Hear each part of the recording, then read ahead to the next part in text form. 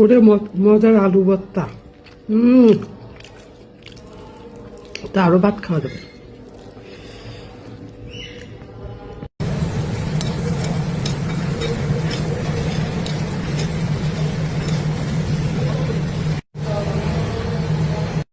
পেঁয়াজগুলো ভেজে নিলাম, নরম করে ভেজে নেবো পেঁয়াজগুলো।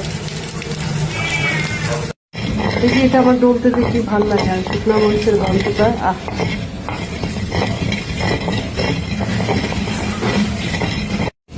এই আলুগুলা ভালো করে একদম ম্যাশ করে নেব।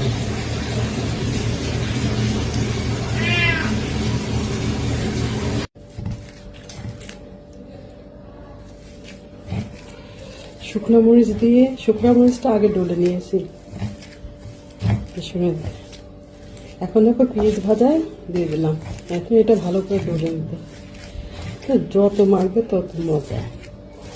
মাথা আমি চিন্তা করতেছি একটু গরম ভাত দিয়ে খাবো কখন। ওই যে একটু পিঠা আর চা খাইছি না, আমার তো ক্ষুধা লাগিয়ে গেছে। আর অন্যান্য সময় হলে থাকতে পারতাম, এখন আর পারবো না, কারণ আলু ভর্তা হয়ে গেছে, ভাত রান্না করা হয়ে গেছে, ডাল হয়ে গেছে, তো এখনো মাছ মাংসটা বাকি আছে। তা শুধু আজকে এগুলো দিয়ে আমি ব্লগটা দিব। মাছ মাংস রান্না করতে আমার কাটাকাটি লাগবে, জোগাড় করতে দেরি হয়ে যাবে। তাছাড়া ঘরের একটু কাজ আছে তো টুকিটাকি, সেগুলা সেরে তারপরে আমি রান্নাটা করব। তো এই যে এখন আমি এটা দিয়ে চলো একটু ভাত খাই নি, একটু দিয়ে দেখো একদম মাখনের মতন হয়ে গেছে।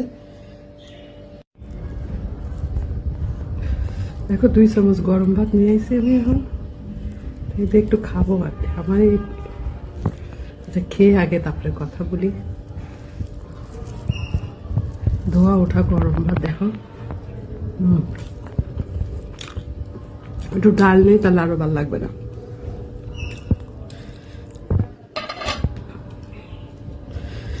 এটা ডাল ভাত রান্না হয়ে গেছে, আমার আলু ভর্তা, আর ওগুলো আস্তে আস্তে হবে। তো সবাই ভালো থাকবে, সুস্থ থাকবে, হাসি খুশি থাকবে সবাই।